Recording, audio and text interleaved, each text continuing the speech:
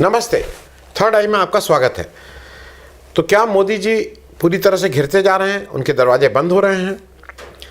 मुझे ऐसा लगता है कि देखिए, कुछ चीज़ें बहुत स्पष्ट हैं। पहली चीज़, बचपन से एक चीज़ सिखाई जाती है, हर घर में सिखाई जाती है कि झूठ बोलना पाप है। गांधी तो कहते थे कि सत्य ही ईश्वर है, नानक कहते थे ईश्वर ही सत्य है, कुछ इस तरह का सब जगह सब धर्म वाले कहते हैं। और हम सबको घर में भी सिखाया था झूठ बोलना पाप है। और अब अगर आप देखेंगे तो झूठ बोलने के कितने नुकसान हैं। ये मोदी जी और भाजपा जिस तरह से हर बात पे कुछ ना कुछ झूठ, कुछ ना कुछ मतलब देखिए, ऐसा नहीं, ये मैनेज करके नहीं चलता है। जब आप दुनिया में बातचीत कर रहे हो तो आपको साफ साफ बात करनी होती है। आज पूरा देश, इंक्लूडिंग इनके भक्त लोग, इनके मन में बहुत प्रश्न हैं। जब पहलगाम में आतंकवादियों ने आके हत्या की, उसके बाद पूरा देश गुस्से में था, पूरा देश सरकार के साथ खड़ा था। और सरकार कोई भी निर्णय लेती, वो अभी उससे देश को दिक्कत होती, उससे देश में महंगाई बढ़ती, उससे देश में वो होती, उस सबके लिए लोग तैयार थे। लेकिन जब अमेरिका में से ट्रंप का एक ट्वीट आता है कि मैंने दोनों से बात कर ली है और इनका युद्ध विराम हो गया जाएगा, तो सबको धक्का लगता है। और ये लगता है कि जैसे उनके साथ कोई विश्वासघात हुआ है। क्योंकि हम शुरू से ये मानते आ रहे थे कि भाई ये हिंदुस्तान पाकिस्तान के बीच की बात है, भारत पाक के बीच की बात है, कोई थर्ड पार्टी इंटरवेंशन नहीं। और यहाँ एक विश्व का सबसे ताकतवर देश का सबसे ताकतवर आदमी साफ साफ कह रहा है कि नहीं, मैंने ये कराया, दोनों को मैंने बात की और दोनों ने बात करके इसको मैंने कराया है। क्योंकि साफ साफ है, अमेरिका बीच में पड़ा है। कम से कम 8-10 बार अब तक वो ट्रंप इस बात को कह चुके हैं कि मैं नहीं कराया, मैं नहीं कराया, मैं नहीं कराया। हमारे यहाँ से क्या हुआ? हमारे यहाँ से मोदी जी फौज के पीछे छुपने की कोशिश किए। फौज के अफसर से बयान पहले दिलवाए कि नहीं, वो डीजीएमओ का फ़ोन आया और फिर डीजीएमओ के फ़ोन आने से यहाँ पे हमने अपना सब कार्रवाई बंद कर दी। तो ये कुछ हंसी की बात थी। ट्रंप ने ये एफिडेविट देके, ट्रंप की पूरी सरकार के 4 जो उनके सेक्रेटरी ऑफ स्टेट हैं के लेवल, मतलब सेक्रेटरी लेवल के जो उनके मंत्री होते हैं लेवल के लोगों ने एफिडेविट देके कोर्ट में कहा है कि हमने ये भारत और पाकिस्तान के बीच इसलिए युद्ध ख़त्म करवाया क्योंकि उसके ये थे और ट्रंप इसमें कामयाब रहे। और अब तो और रूस के पुतिन ये कह रहे हैं कि हाँ, मुझसे बात हुई थी, ये इन लोग, मतलब अब पुतिन भी इसकी तायद कर रहे हैं कि ये अमेरिका ने कराया। अब या तो आप साफ साफ आके कहिए कि ये झूठ बोल रहा है, ये अमेरिका का प्रेसिडेंट ट्रंप झूठ बोल रहे हैं, कहिए, पूरा देश आपके साथ है।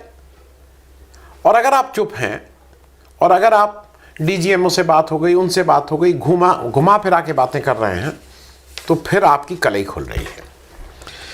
कुछ प्रश्न उठ गए हैं और उस प्रश्न का, मैं इसलिए कह रहा हूं कि सारे दरवाजे बंद हो रहे हैं कि मोदी जी उस प्रश्न का जवाब नहीं दे पा रहे हैं। पुलवामा में एक चीज़ हुई थी, याद रखिएगा। बालाकोट में हमने कहा था कि हम घर में घुस के मारे हैं, आ गए थे, और हमने ये नहीं कहा था वॉर और हो गया ख़त्म। इस बार हमने कहा है कि नहीं वॉर है, और अगर फिर करेंगे तो ये हमारे लिए वॉर लाइक होगा। हमने इस बार मतलब सार्वजनिक रूप से ये माना है कि हमारी वॉर हुई है, हम उनके अंदर, उनकी सीमा के अंदर घुसे हैं और उनके टेररिस्ट ठिकानों को हमने ख़त्म किया है। उधर से पाकिस्तान ने हमारे ऊपर गोले बरसाए हैं, हमारा नुकसान हुआ है, ये हमने सार्वजनिक रूप से स्वीकार किया है। अब जरा ये मैं ये एक एक बातें इसलिए कह रहा हूँ कि ये जरा थोड़ा सोचना होगा कि जिसके प्रश्न मोदी जी नहीं दे रहे हैं। पहलगाम से शुरू करते हैं। पहलगाम में जब आतंकवादी आके हत्या करते हैं तो पहली बात, कैसे आया, कौन आया, कैसे आए, पहला प्रश्न, कौन आया। आपने उनकी कुछ फोटो बाहर की थी, अभी तक पकड़े गए या नहीं, कैसे वापस गए, अभी कहाँ हैं ये भाई, ये एक और, इस सबके बाद ये चूक किसकी थी? ये तो आपके किरण रिजिजू ने कहा कि चूक हुई है। चूक किसकी थी? आपने आइडेंटिफाई किया किसकी चूक थी? अब दूसरी बात ये आती है कि ठीक है, आपने उसके बाद ये कहा कि नहीं, हमने पाकिस्तान के टेररिस्ट ठिकानों पे हम हमला कर रहे हैं। शायद 27 हैं, कोई कहता है कि 27 हैं टेररिस्ट के जहाँ पे वो ट्रेनिंग एंडिंग कैंप चलाते हैं। आप 9 ही पे क्यों गए? क्यों अटैक किया? अटैक आप ये कहते हैं कि हमने अटैक इसलिए किया कि हमें उनके टेररिस्ट के ठिकानों को ख़त्म करना था। बिल्कुल ठीक बात है, बिल्कुल करना चाहिए। तो 27 में से 9 क्यों? और अगर वहाँ गए तो आपने उनको पहले इतला क्यों दी कि हम आ रहे हैं? ये तो आपके जयशंकर जी बोल रहे हैं कि हमने उनको इतला दी कि हम लोग अटैक करने आ रहे हैं। तो ये कौन सी रणनीति थी? अपने मतलब अपने जो सेना के लोग थे उनको आपने एक तरह से मौत के मुंह में ढकेला।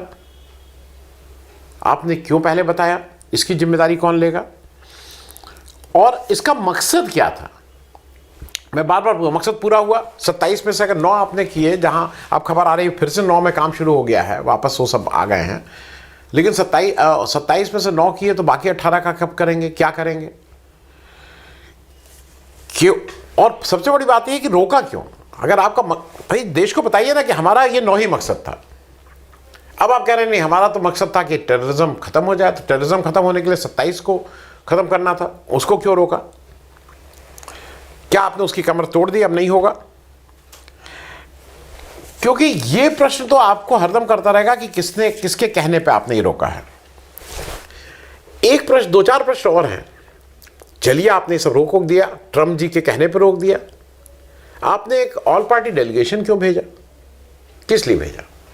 पाकिस्तान को आइसोलेट करने के लिए? पाकिस्तान को ने आतंकवादियों को प्रश्रय देता है इसके लिए? तो क्या मकसद पूरा हुआ? क्या दुनिया ये मान रही है कि अब इस डेलीगेशन के आने के बाद कि ये बिल्कुल पाकिस्तान की थू-थू हो रही है? पूरे दुनिया में कहा जा रहा है कि भाई पाकिस्तान तो देखिए आतंकवादियों को पनाह देता है। क्या ऐसा आपको लग रहा है? ये मैं इसलिए पूछ रहा हूँ, क्या आपको लगता है कि क्या विपक्ष ने राष्ट्र धर्म निभाया? देखिए, एक चीज़ राष्ट्र के सामने साफ हो गई है, विपक्ष ने जैसे जैसे आपने कहा, एक बार भी आपके किसी गलत, सही तो सही है ही, सही या गलत निर्णय पे एक प्रश्न नहीं पूछा गया है। प्रश्न पूछे जा रहे हैं कि ये क्या हुआ, ये बता दीजिए। आपके निर्णय को कोई नहीं कह रहा है कि सही है या गलत है, कोई गलत नहीं कह रहा है, लेकिन ये तो प्रश्न पूछ ही रहा है। और विपक्ष ने ये प्रूव एक बार फिर कर दिया कि जब राष्ट्र की बात आती है तो वो अपने सारे भेदभाव नहीं, अपने पॉलिटिकल चुनावी जो उसको नुकसान होगा उसको भी दांव पे लगा के वो राष्ट्र के लिए करने को तैयार। आप नहीं तैयार है, भाजपा नहीं तैयार है, लेकिन विपक्ष तैयार है।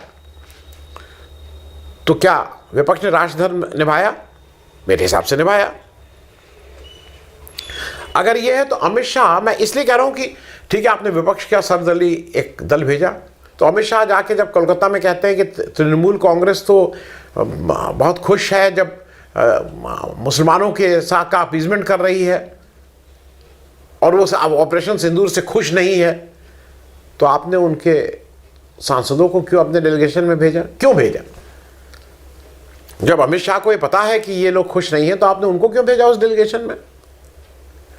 आपने अमित शाह के अनुसार मुस्लिम ऑपरेशन सिंदूर से खुश नहीं है, तो आपने उस डेलीगेशन में 10 से 11 मुस्लिम क्यों भेज दिए? अगर आप ये मान रहे हैं, आपका गृह मंत्री मान रहा है, जो करता धरता है इस देश का, तो क्यों आपने भेजा? आप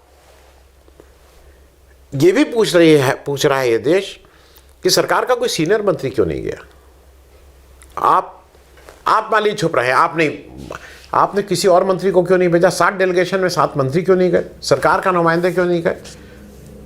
क्या आप ये चाहते थे कि ये डेलीगेशन जाए और फिर आप ये कहें कि देखिए कुछ कर नहीं पाए या फेल होके आ गए, हम तो यही कर सकते थे? आपकी मंशा ये थी।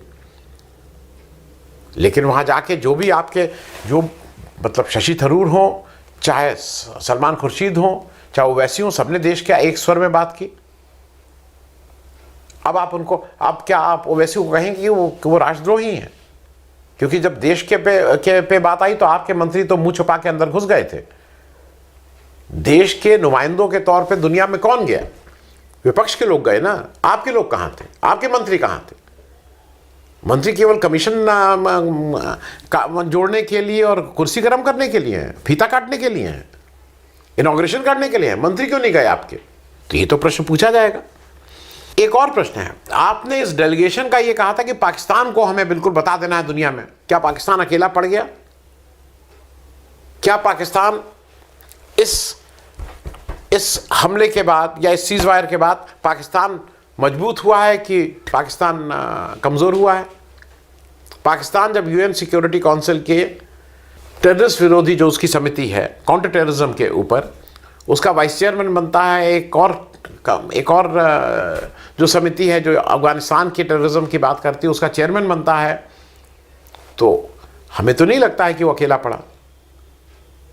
जब उसको आईएमएफ का लोन मिलता है, उसको वर्ल्ड बैंक का लोन सैंक्शन होता है, उसको रशिया से एक कई सालों बाद उसके साथ रशिया के संबंध होते हैं, तो आपको लगता है कि वो आप अपने पर्पज़ में कामयाब रहे, भारत सरकार अपने पर्पज़ में कामयाब रही?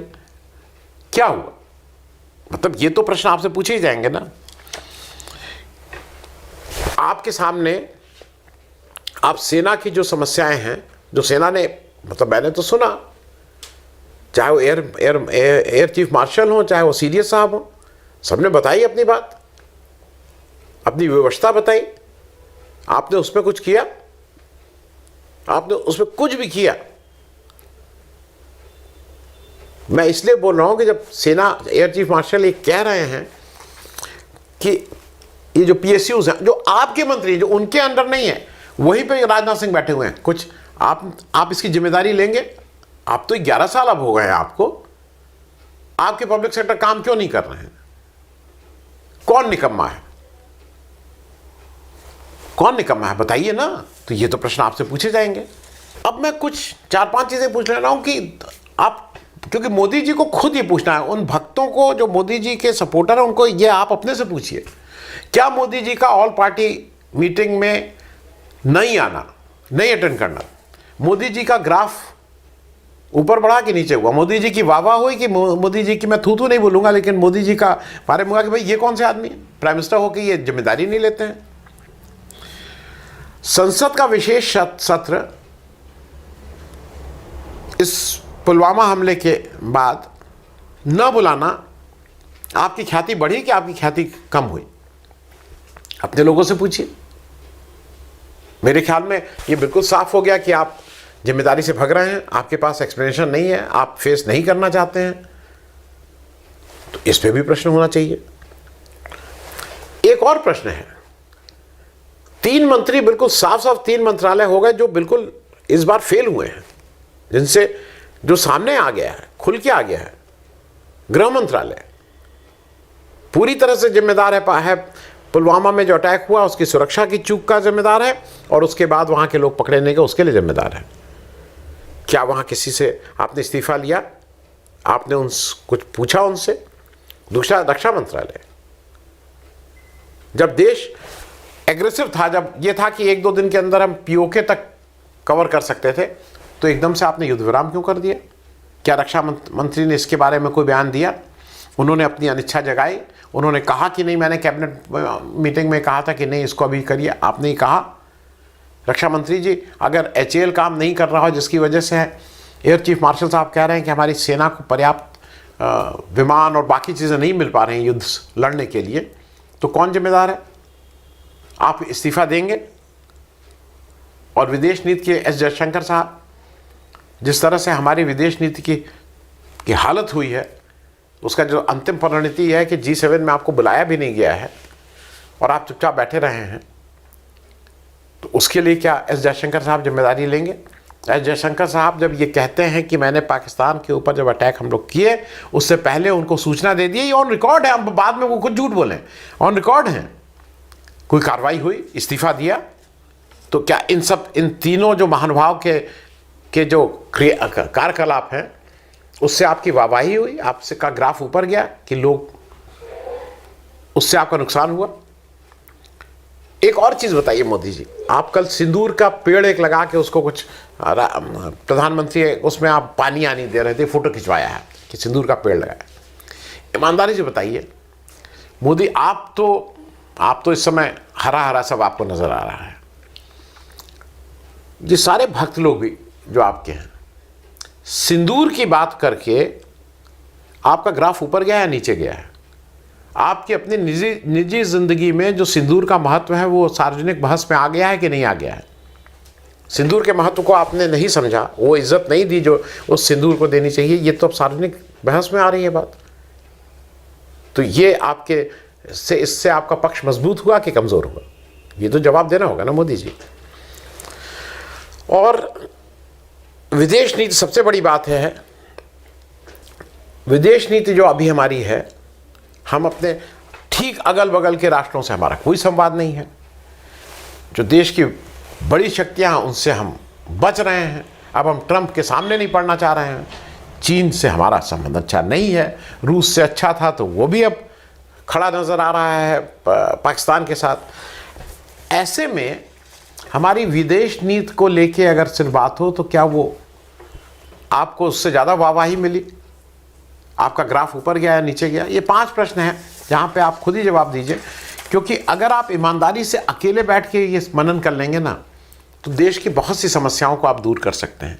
लेकिन अगर आप अभी भी सिंदूर बहता है और सिंदूर है और मैं ऐसे कर दूंगा और इसको कर दूंगा और इस तरह से वो कर दूंगा, कांग्रेस पार्टी का जो क्या है खाता है उसको फ्रीज कर दूंगा, अरविंद केजरीवाल को जेल में डाल दूंगा, सोरेन को जेल में डाल दूंगा, ममता बनर्जी के भतीजे के अगेंस्ट ईडी ले भेज दूंगा, ये सब अगर आपको लगता है कि सब करके आप हो जाएंगे, आप चुनाव भले ही जीत जाएं लेकिन देश आपको अच्छे से नहीं याद रखेगा, आपकी अच्छी बातों को नहीं याद रखेगा। आपकी इन बातों को याद रखा जाएगा, इतिहास में दर्ज होगा कि एक ऐसा प्रधानमंत्री भी आया था जब देश के ऊपर इस तरह की वो थी, तो वो बजाय लोगों से मिलने के, संसद बुलाने के, वो अपने सिंदूर बह रहा है और क्या क्या करने में ज़्यादा व्यस्त है। थैंक यू सो मच, धन्यवाद।